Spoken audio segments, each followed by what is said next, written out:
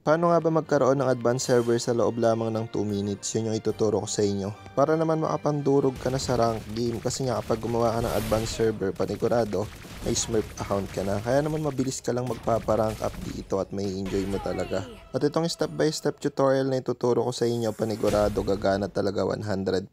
Kaya naman makinig kayong mabuti. Pinakaunang step dyan, mag-prepare lang kayo ng isang Gmail. Kahit dami Gmail lang, okay lang kasi gagamitin natin yun mamaya. Second, buksan nyo na yung mga ML account nyo, yung original server, tapos click nyo yung customer service. Ayan. Pagka-click nyo, automatic mapupunta kayo dito, tapos click nyo lang yung access sa advanced server. Makikita nyo nga yung link dyan, click nyo lang, tapos mapupunta kayo dito sa top na website.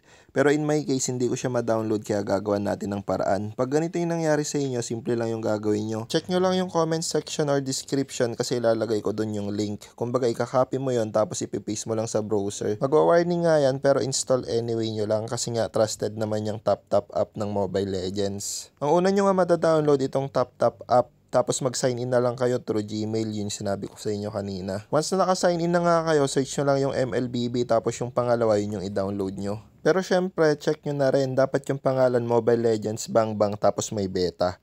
Pag yun na yun, download nyo na. Magiging dalawa nga pala yung app mo ng Mobile Legends. Palitan mo na lang yung pangalan nung isa, lagyan mo ng advanced server para di ka malito. Magiging ganito yung itsura nun. Yung sa akin nga, di ko pa napapalitan. Pero sa inyo, palitan nyo kagad para alam nyo kung ano yung bubuksan nyo. Kung original server ba or advanced server. Para di kayo malito kung saan kayo magra-rank game. At syempre, habang downloading pa lang yung mga advanced server nyo, mag-follow ka na kasi marami pa tayong upcoming tutorials tungkol sa Mobile Legends. Matapos nga nating ma-download, bubuksan na natin para masigurado kung gumana nga ba. Mukhang gumana naman kasi pinapa-enter tayo ng pangalan. Tapos dito sa advanced server, si Vixana pala yung una mong gagamitin. Diba sa original server si Layla? Ganun nga lang kasimple, meron ka ng advanced server tropa. Follow for more.